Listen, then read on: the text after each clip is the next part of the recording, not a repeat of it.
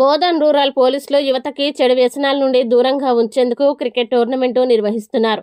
Say no to drugs, yes to sports అనే ఉద్దేశం కలిగిన ఈ కార్యక్రమం యువతని సానుకూల మార్గంలో ప్రేరేపించడానికి ఉద్దేశించబడింది.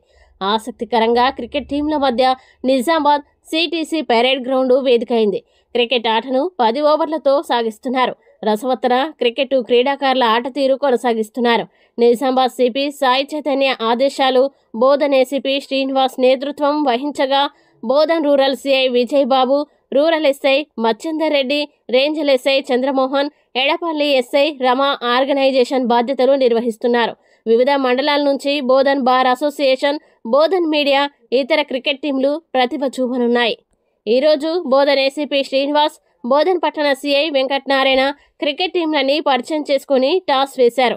రుద్రూరు సిఐ కృష్ణ, ఎస్ఐలు సునీల్, సాయన్న, మహేష్లు రుద్రూరు సర్కిల్ టీంలో పాల్గొని క్రికెట్ స్టేడియంలో ఆట ప్రదర్శిస్తున్నారు.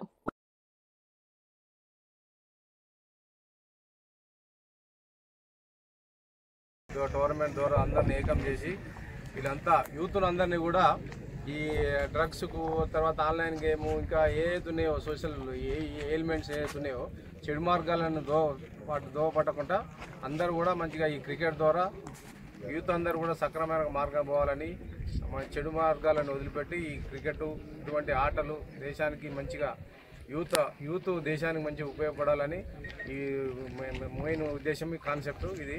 సో అందరూ కూడా ఎవరైతే ఉన్నారో వాళ్ళందరూ కూడా మంచి మంచి టీములు వచ్చేసి ఇక్కడ బోధన్ సిటీసీలో అందరూ కూడా ఆడి మన బోధన్ డివిజన్లో మంచి నిజామాబాద్ జిల్లాకి మంచి పేరు తేవాలని నేను కోరుకుంటున్నాను. అదేవిధంగా సిపి గారి ఆధ్వర్యంలో ఈ ప్రోగ్రామ్ కండక్ట్ చేయడం జరుగుతుంది. సార్ కూడా ఒకరోజు వచ్చి సార్ కూడా వీక్షిస్తాడు. మంచి టీములు ఏవైతున్నాయో ఆ రోజు మంచిగా సార్ కూడా వీక్షిస్తాడు. సార్ ఆధ్వర్యంలో జరుగుతున్నాయి. యూత్ అందరూ కూడా ఈ అవకాశాన్ని సద్వినియోగం చేసుకోవాలి అని నేను కోరుకుంటున్నాను.